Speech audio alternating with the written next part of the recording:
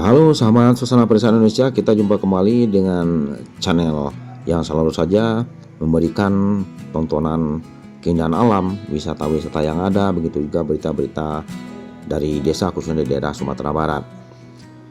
Kali ini Suasana Pedesaan Indonesia akan mengajak teman-teman semua mengeksplor atau jalan-jalan di daerah Balingka, tepatnya yaitu di Jalan Malala Sicincin.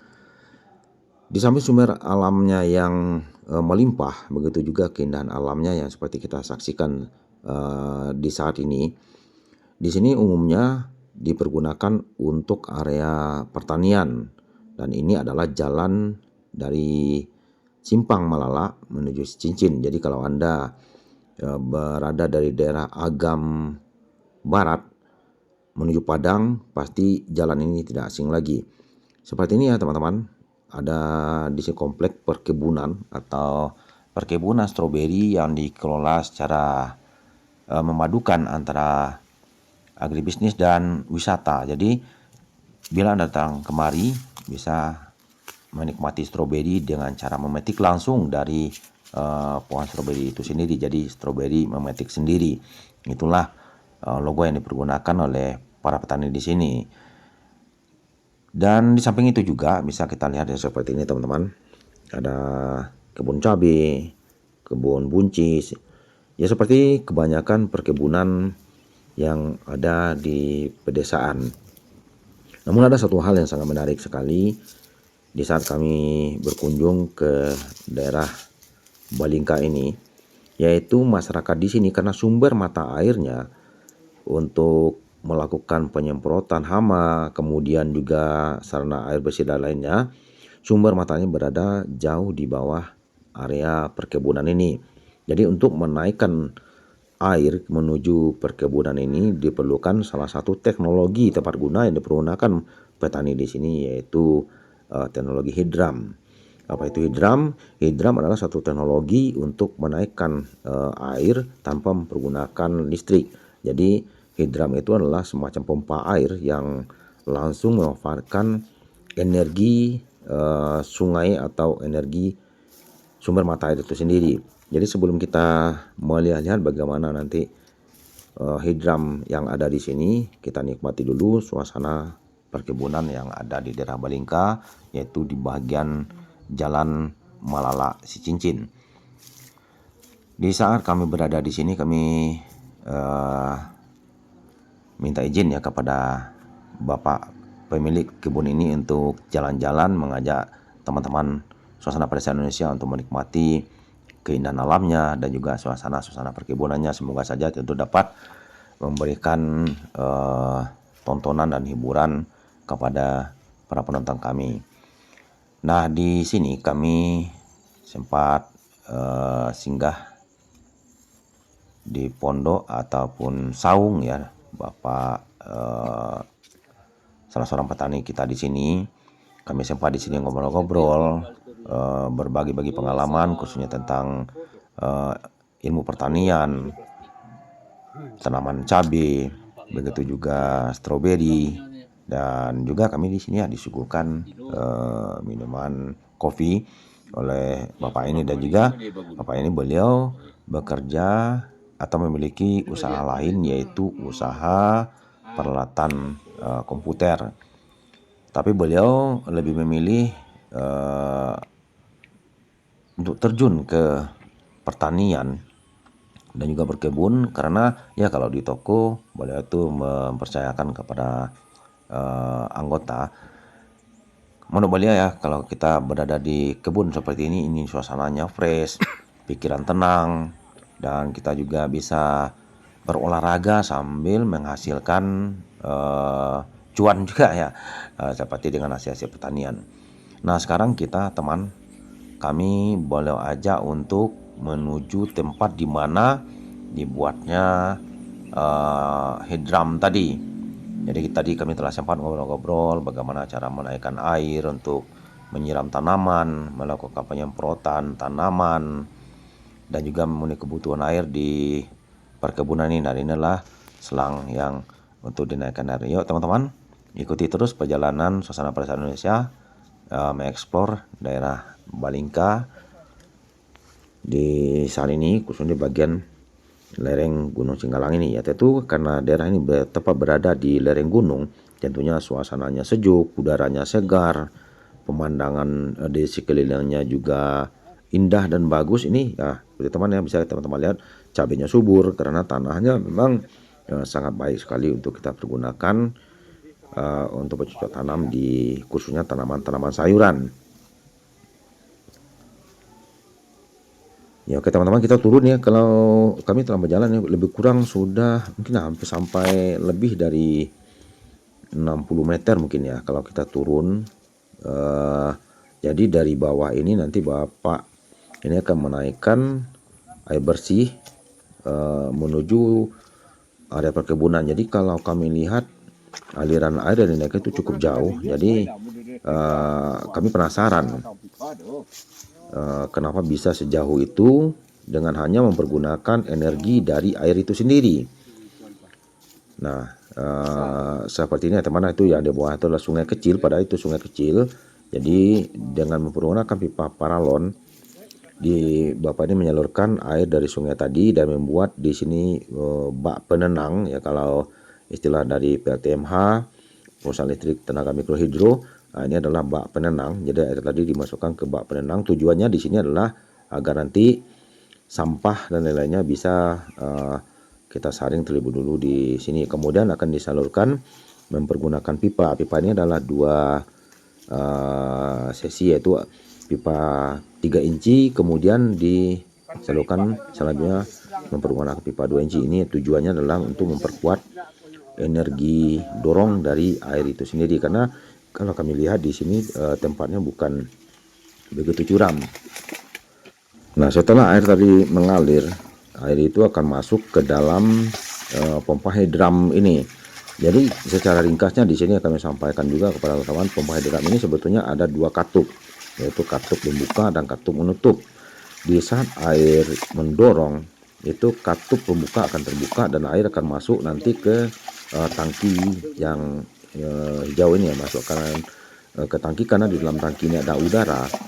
Setelah tekanan yang cukup di dalam itu, kemudian katup pembuka itu secara otomatis dia akan terdorong dan menutup katup itu sendiri, dan air akan keluar kembali seperti yang bisa teman lihat ya. Ini yang keluar, dan setelah air itu keluar, katup pembuang itu kembali akan didorong oleh dan tertutup, dan kemudian air kembali akan mendorong katup pembuka, akhirnya akan mendorong air yang ada di tabung ini menuju selang pembuang.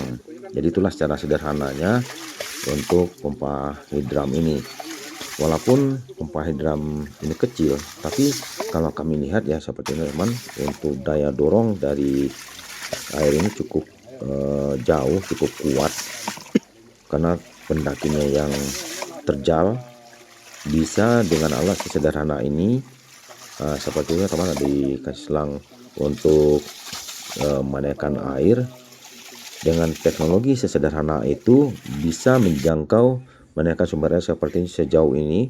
Dan ini adalah selang dari hidram tadi, kami perkirakan sini hampir dari 300 meter bisa mencapai daerah atau tempat penampungan airnya. Dan di sini debit airnya cukup lumayan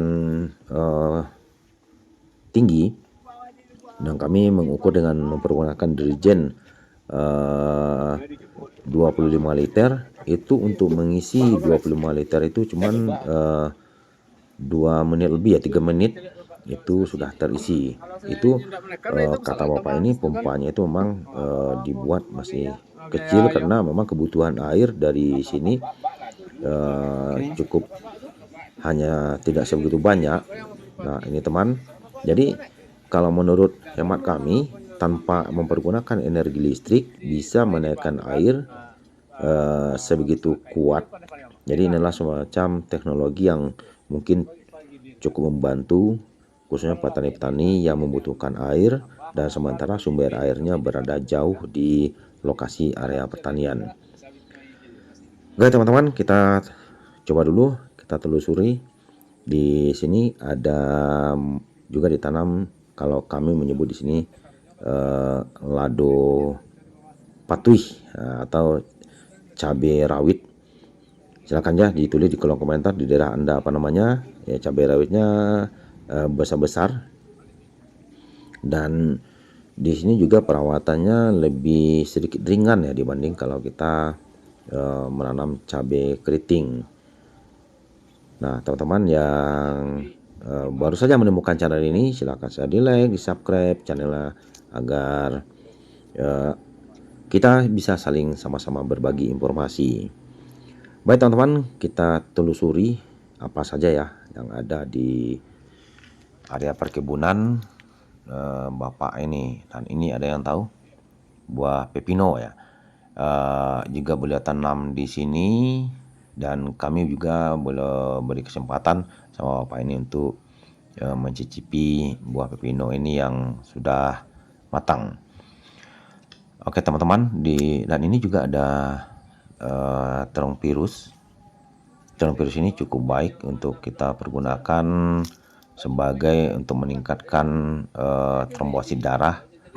Ini juga cukup bagus. Kemudian vitamin C-nya juga banyak, seratnya juga begitu. Jadi tanaman terong virus ini cukup bagus juga kalau kita konsumsi. Ya teman, kita coba lihat di belakang ini apa aja yang ada di area perkebunan Bapak ini. Nah, ini nampaknya baru saja diolah, dan ini tuh cabenya sudah berakhir masa panen. Ini masih dalam keadaan panen, tapi kayaknya hasilnya sudah mulai menurun ya, karena cabai itu kan pola tanamnya dan mulai tanam kemudian setelah berbentuk grafik naik dan kemudian turun sampai habis. Nah, ini cabai rawitnya ya, cabai. Kemudian ada ya, kalau kita lihat ya subur sekali, buahnya cukup banyak. Dan ini juga ada pepaya, kemudian ada labu siam. Nah, ini teman, kalau kami di sini menyebut pepaya, ada yang menyebut batia, kaliki, sampelo. Nah, itu tadi yang berbunga itu adalah pepaya jantan. Jadi daunnya cukup bagus kalau kita konsumsi untuk obat. Terus juga ada pisang. Nah, teknik penyemaian bibit, Bapak ini membuat naungan dengan plastik transparan, kemudian di situ dilakukan pembibitan. Mungkin di lain waktu kita akan kembali untuk mengeksplor lebih khusus tentang pertanian cabai misalnya ya. Dan ini juga ada daun pandan, kemudian juga ada jahe, jambu biji. Jadi di lokasi perkebunan Bapak ini ya cukup lengkap. Dan ini tuh ada juga pepaya. Kemudian ini juga tanaman obat sebetulnya ya teman. Ya seperti boleh sampaikan, memang karena boleh sudah 20 tahun ya bekerja membuka usaha spare part alat-alat komputer, boleh merasa jenuh, kemudian lebih memilih menghabiskan waktu-waktu seharian, misalnya pagi ke toko dulu, kemudian dibereskan, dipercayakan kepada anggota, kemudian beliau kembali ke perkebunan atau ladang. Jadi kata beliau ini memang suatu terapi yang cukup bagus untuk merefresh pikiran. Dan di sini juga ke tanaman stroberi ya. Ini hanya sebagian kecil, kalau di daerah bawahnya itu banyak perkebunan stroberi yang seperti ini, yaitu dengan menggunakan karung, kemudian dikasih media tanah, pupuk, dan stroberinya ditanam di media itu. Jadi di bagian bawahnya ini perkebunnya memang sengaja dikelola khusus untuk dipadukan ya antara pertanian dengan wisata. Jadi masyarakat yang melintas di Jalan Malala Cicincin ini banyak yang berhenti di sini untuk menikmati keindahan alamnya, udaranya. Jadi mereka bisa juga menikmati stroberi yang langsung dipetik di kebunnya. Kemudian bisa dibeli juga di sana. Silakan juga bagi Anda yang mungkin lelah letih dengan hirup pikuk perkotaan, jenuh dengan pekerjaan-pekerjaan, di sini adalah tempat yang cukup bagus Anda kunjungi. Nah, ini juga cabenya yang begitu luas ya, dan di sini kami sempat juga cerita-cerita sama ibu yang punya kebun ini.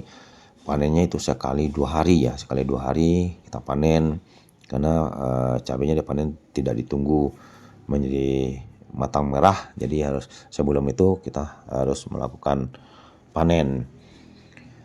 Jadi ya secara pertanian itu tentunya kata beliau ya, sampai kita juga olahraga, kemudian hasil dari pertanian cukup menjanjikan.